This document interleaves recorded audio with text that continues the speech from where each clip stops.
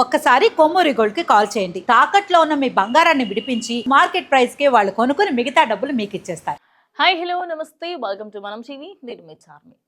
Greenland Trump Trump Trump tariff ఇవే కదా మస్తు రోజుల నుంచి వింటున్నాం. సో దీనికి సంబంధించి కంప్లీట్గా ఈ పెద్ద మనిషి ట్రంప్ యాక్చువల్లీ కొంచెం తగ్గి కిందికి వచ్చాడనమాట.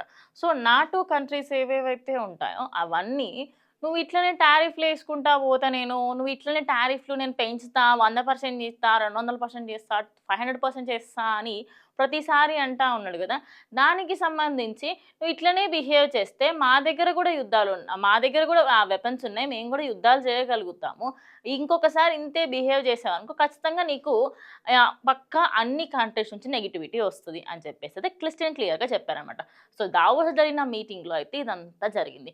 మరి ఇప్పటికైనా ఈ పెద్ద మనిషి ఏమైనా దిగుతున్నాడా అని చెప్పేసి మాట్లాడితే, గ్రీన్లాండ్కి సంబంధించి ఏదైతే గ్రీన్లాండ్ డెన్మార్క్ కింద ఉంటుంది అనమాట. సో డెన్మార్క్ మొత్తం చూసుకుంటూ ఉంది. అదే ఈ గ్రీన్లాండ్కి సంబంధించి ట్రంప్ ఈయన యుఎస్ఏకి సంబంధించిన ఆయన కదా, ఈయన నేను కంప్లీట్గా గ్రీన్లాండ్ పైన ఆధిపత్యం తీసుకుంటాను అని చెప్పాడు. దానికి గల రీజన్స్ ఏంటి అంటే రేర్ మినరల్స్. ఈ రేర్ మినరల్స్ ఏవేవైతే ఉన్నాయో అవన్నీ కూడా, అంటే అక్కడ ఆయిల్ ఉంటుంది, అదేవిధంగా రేర్ మినరల్స్ ఉంటాయి, ప్లస్ అక్కడ జనాభా తక్కువ, అన్ని విధాలుగా పాజిటివ్ ఉందన్నమాట. అండ్ అదే కాకుండా ఇప్పుడు ఈయన ఇక్కడికి తీసుకున్నాడు అనుకో, ఈ రేర్ మినరల్స్ ఆయనకే వస్తాయి, ఆయిల్ ఆయనకే వస్తుంది. కంప్లీట్గా ఏదైతే కొంత గొప్ప ఆధిపత్యం డెన్మార్క్ దగ్గర ఉందో అది మొత్తం యుఎస్ఏ తీసుకోవాలని అనుకుంటుంది. మెయిన్ ప్లాన్ అయితే ఇది. కానీ ఇన్ని రోజుల పాటు ఏమన్నాడు, మొన్న ఒక న్యూస్కి సంబంధించి మాట్లాడినప్పుడు డెన్మార్క్కి ఎలా నచ్చజెప్పాలో నాకు తెలుసు, గ్రీన్లాండ్ నాకు రావాలి, ఐదర్ నార్మల్గా అయినా తీసుకుంటా లేదంటే దౌర్జన్యం చేసైనా తీసుకుంటా అని చెప్పాడు. అదేమన్నా అమ్మాయా లేకపోతే మన వస్తువా? ఏదైనా సినిమాలలో చూసి నేర్చుకుంటున్నావా? అమ్మాయి పెళ్ళికి ఒప్పుకోకపోతే తీసుకెళ్ళిపోయి చేసుకుంటాను, నేను తీసుకెళ్ళిపోతాను దౌర్జన్యంగా, లేకుంటే వస్తువు గుంజుకుంటా, దొంగతనం. ఎందుకు ఇవన్నీ?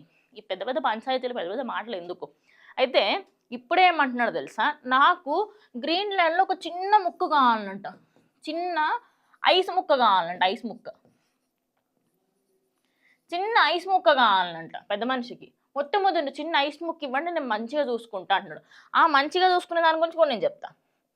ఇప్పుడు డెన్మార్క్లో ఏదైతే మన గ్రీన్లాండ్ ఉందో, గ్రీన్లాండ్ అంట ఈయన ఆధిపత్యంలోకి తీసుకొని యుఎస్ఏకి సంబంధించి అక్కడ ఫర్దర్గా ఏమన్నా వార్స్ కానీ ఏమన్నా అవుతే గ్రీన్లాండ్ నుంచి ఈయన అన్నీ అక్కడికి తీసుకువెళ్ళి కంప్లీట్గా రష్యా పైన, చైనా పైన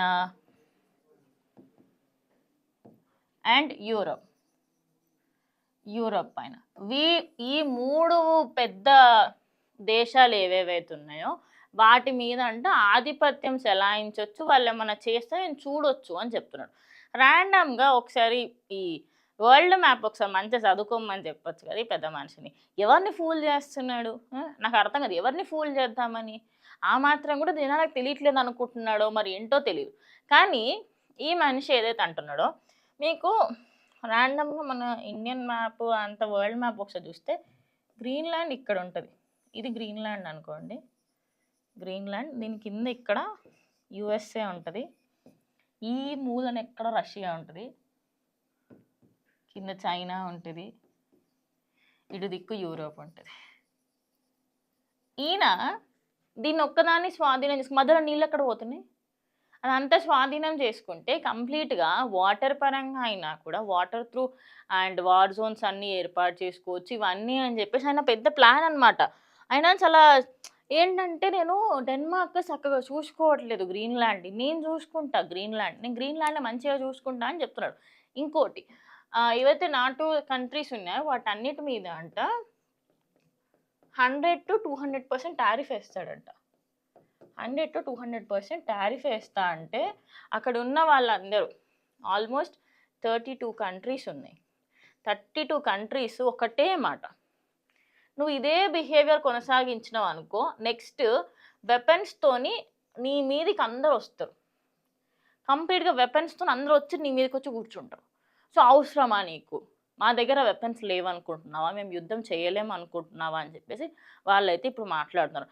ఈ విషయాలన్నీ చెప్పిన తర్వాత ఇన్ని రోజుల పాటు నాకు గ్రీన్లాండ్ కావాలా, లేకపోతే నేను గుంజుకుంటా అని చెప్పిన ఈ మనిషి ఇప్పుడేమంటున్నాడంటే, సి అది నేను నా పర్సనల్ యూస్ కోసం కాదు, అక్కడ ఉన్న వాళ్ళ భవిష్యత్తు కోసమే నేను తీసుకుంటున్నానని చెప్పి కొంచెం తగ్గి నేను ఎలాంటి టారిఫ్లు వెయ్యను అనుకుంటూ కూడా చెప్పుకొచ్చాడనమాట. అదేదో ముందే చేసుంటే అయిపోయేది కదా, ఎందుకు ఇంత పంచాయతీ నీకు. సో ఇప్పుడు ట్రంప్ చేసిన దానికి ఎక్కడెక్కడ లాస్ వచ్చిందో కూడా చెప్తా. ట్రంప్ వల్ల ఆల్మోస్ట్ ఇండియాలో ఉన్న కంట్రీస్ అన్నిటికీ సంబంధించి ఏరియాస్లలో వార్ జోన్స్ ఏర్పడిపోయినాయి.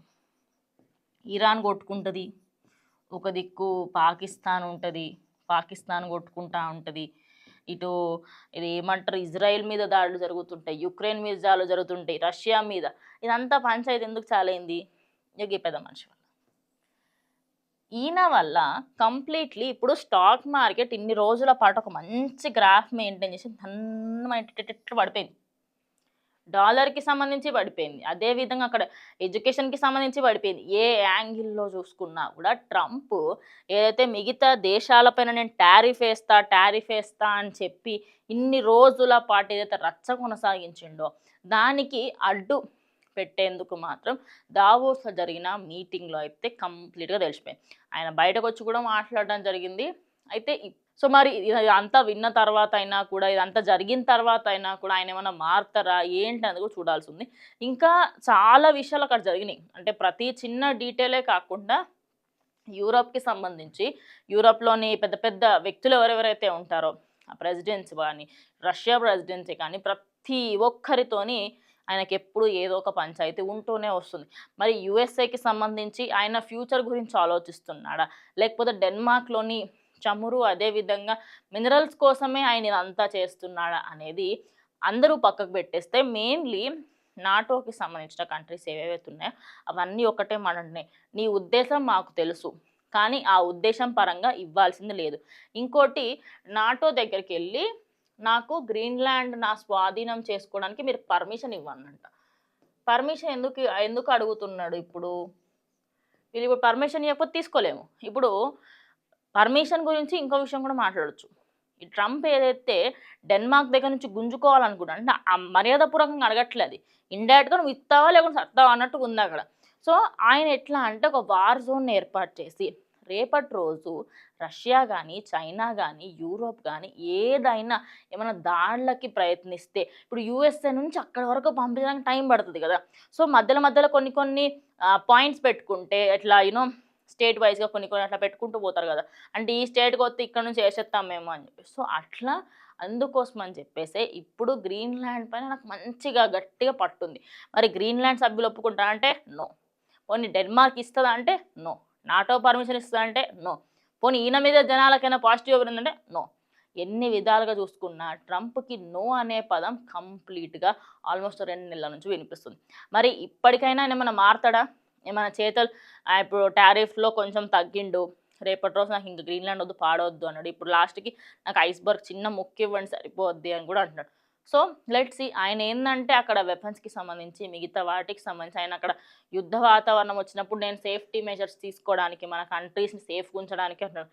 అసలు ఎంత నిజం ఉందో దేవుడికే తెలియాలి, కానీ అక్కడ మినరల్స్ కోసం అని చెప్పేసి నాటోలో ఉన్న వాళ్ళు అంటున్నారు. సో ప్రజెంట్ నాటోకి సంబంధించిన వాళ్ళేమో ఆయన చమురు కోసం అదేవిధంగా రేర్ మినరల్ కోసమే చేస్తున్నాడు అంటున్నాడు. ఇటు ఈయననేమో లేదు నేను అక్కడ వెపన్స్ పెట్టుకొని రేపటి రోజు యూరోప్ కానీ, రష్యా కానీ, చైనా కానీ నా మీద దాడి చేస్తే నేను అప్పుడు ఇవన్నీ చూసుకోవడానికి అని చెప్తారు. ఇందులో ఎవరు నిజం ఏది అబద్ధం అనేది జనాలకు తెలుసు. సో ఇది ఇవాళ వీడియో, ఇంకా వీడియోతో మళ్ళీ కలుస్తాం. అండ్ కీప్ వాచింగ్ మనం టీవీ.